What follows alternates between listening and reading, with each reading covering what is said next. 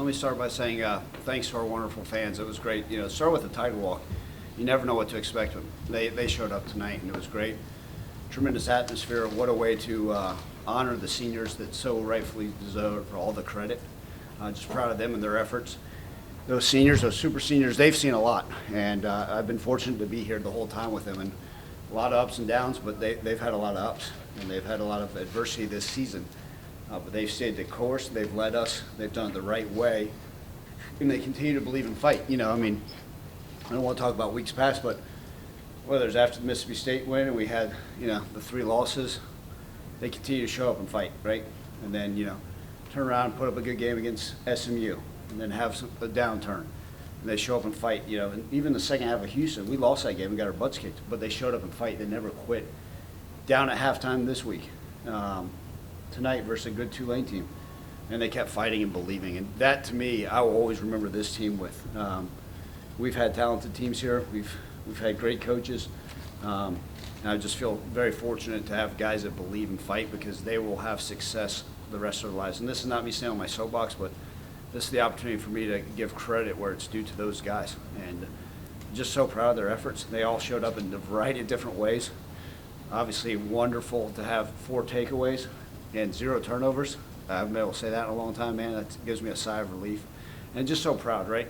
I understand that the standards I need to uphold and we need to uphold. And I told you guys that the minimum standard is going to a bowl game, and we were able to accomplish that tonight. And I'm still not pleased with the record. But I'm not going to let that take away what these guys have accomplished and what we're still the opportunity to accomplish. And, when it's all said and done, no one's going to be happy with the end result, regardless of what occurs in the bowl game. If we have the opportunity to hoist a trophy, a lot of people will soon forget what that record was. And these guys deserve everything because they battled. I've got to continue to do a better job to make sure I put our team in the best position. But when it's all said and done, credit to our seniors to be able to end a successful career in the Liberty Bowl tonight this way. Fittingly that probably the leader of our team, J.J. Russell, was to recover the onside kick. And just so proud of them. And look forward to it. No, I don't know what bowl game we're going to. I hope to find out in the next 24 hours. We do have a team meeting by noon tomorrow, and then we'll set the schedule. But just so happy for our guys. You guys have known a lot of those faces have been around for a long time, and the way to honor them, it couldn't have ended in a better fashion tonight. We still got one more. Evan, Frank, and then Terry, then we'll open it up. Ryan, you mentioned obviously the bowl game and the streak being something that you guys is the minimum standard by your own measure, but it is just something to be proud of. And so I'm guessing, what was the mood just in the locker room from at least from the seniors and from the guys realizing, hey, we still got one more game to play? Yeah, the mood was obviously quite a lot of excitement, and rightfully so. I mean, you think about the work that not only those seniors have put in, some of them for 6 years. I mean, think about the amount of work that it takes for an 18 to 23-year-old, what it is to be a college student athlete. And we work here at Memphis. And I know every college program works and all this stuff. And I've been so fortunate to be along that ride with them and to see what they were able to accomplish, whatever it looked like. It's just, you're just so happy. Like I won't be able to sleep tonight just thinking about how happy I am for those guys, J.J. Russell, John Tates, Sean Dykes, all those guys that have really poured into this program and given everything. And they've seen a lot of it. And they've seen the growth, they've seen the ups and downs, but they've battled, they've had my back. We talked about being in the foxhole earlier this morning, and just honored. So the mood, a lot of jubilation, a lot of pride, a lot of excitement, and they understand what it means to go to another bowl game. But let me tell you, if I know anything about this group, they'll be excited, but they'll be ready to get back to work here before too long. And second for me, just obviously, it seems like the last few games, Ace has kind of just come along as a pass catcher in the receiving end. First of all, where was this all season? And second of all, just kind of what was the plan to realize, hey, we might have something here with him where we can use him more in that base? I think part of it is we always known that Asa has a good ability, especially as a pass catcher. With Colin Watkins being out for the year, that kind of moved Asa's role up a little bit in that what we call that 4-back position. We can let him. Then we were able to see a lot more of him in our practices. We've also had backs out, Brandon Thomas, right, who's been hurt.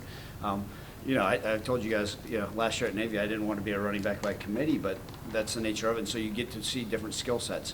Obviously, you don't want to put Asa in every time it's a pass and every time it's third down, but he's really streaked. you know, our wonderful sports information director, Scott, just told me, he said, I believe on that 70-yard drive, he had 68 of those yards. And then he turns back around on the kickoff and knocks the ball loose. I mean, you want to talk about a series. And look, he's a guy, if you look at his career, right, went to 2 different high schools, went down to IMG, and then transferred back to Alabama. And then he started his career at Auburn, and then Miami, and now here. And it hadn't been a illustrious career here, but tonight is one of those reasons why we keep fighting, keep doing things the right way. So where's it been all year? He's had it in him. You can blame me maybe for holding him back. Ryan, you talked about the bowl game, but just equally as important. You know, if you lose this game, you end the year with a losing record. Now you guys have a chance to end it on a winning record. How significant is that in the standings? Yeah, I mean, look, I understand I'm not oblivious to what I need to accomplish here, right? Whether we talk about winning records, all that stuff. I've got the full support of our administration. They've been absolutely wonderful. But I also look at it like I couldn't fathom what it would be like to be the losing record and go into an off season. And that doesn't mean we say, oh, it's all said and done, we can't. But it certainly changes a lot of things. And we've done that. You know, last year winning a bowl game did wonders for us in the off season. The mood, the mindset, all that stuff. We get more practices now, right? We played now 28 freshmen. That allows us to be able to get more practice with a lot of those young guys, right? We've had now 48 players have missed a game. Let me say it again, 48 players have missed a game due to injury this year. Allows us hopefully to get a little bit healthier. But going to a bowl game absolutely is totally, right? If we lost that game, I'd be up here and there'd be some, I don't read your guys' work anymore, sorry, but there'd probably be some negative things being said about me, and rightfully so. We had to find a way to win a game, and we hadn't been able to do that. You know, go back to some of these games that we've lost, whether it's the kicking, right? David Kemp, congratulations to him, stepped up tonight, right? Had his kicks not gone through, it may have been the same old song and dance had we had some turnover. So what it allows is take a deep sigh, okay, good job, on to the next thing, but it at least feels like you're still doing it the right way. Again, this has nothing to do with me. I'm just so proud of the guys and to be able to send the seniors off the right way, at least for now, and then get ready for our bowl game. And how much at this point of the season, the last game, time to a bowl game, is just do whatever you need to do to win the game. And you gave up 305 rushing yards, but at the end of the day, you scored more points than Tulane. Is that kind of where the mindset is? Yeah, you know, I go over the keys to victory before we leave the team hotel, and on the whiteboard today it said, whatever it takes. And whatever it takes, we want it all. And truly, I mean, you had guys that would normally, like Sean Dykes, normally you'll look over and Sean does one of these every so often when he's gotten his 70th play. And tonight, didn't see that. And he's like, you're going to drag his body off the starting field before those guys lay down. And so, absolutely, I mean, guys doing anything it took, right? We talked about Asa Martin being able to do that and then running back on kickoff and finding a way. I just think that speaks well to the mentality of these guys. You know, and look, we've seen college football this day and age, even since I've been here in my 6 years, it's ever changing. Right? I'm not just talking about stuff off the field, but just the way the game's played. They're all close now. I mean, they really are, and every team's capable of any team. This is the Tulane team that took Oklahoma to the wire that someone said they've recovered 4 onside kicks. So as soon as they were lining up for that onside kick, I said, oh, I've seen this movie before. You know, it's just, that's the way this thing goes. And we talk about the margin for error, you know, in these conversations post-game is getting lesser and lesser, and it's harder and harder. So you got to go out there next year. I think like tonight we were able to execute for the most part. Now, was it always pretty? No, we still can't run the darn ball. They kept playing man coverage. They challenged us. I mean, they're one of the few teams that pressed and played man coverage on Calvin.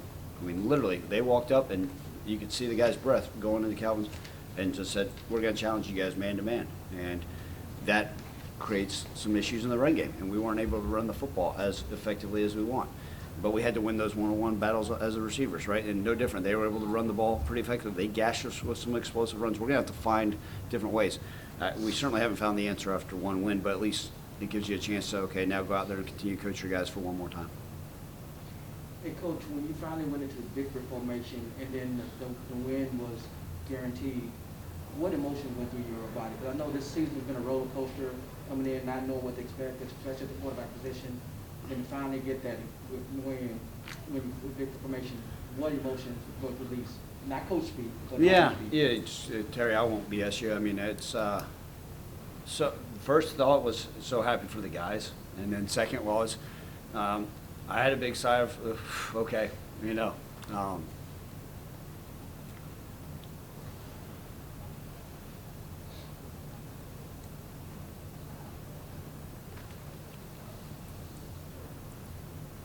Sorry about that, go ahead. No.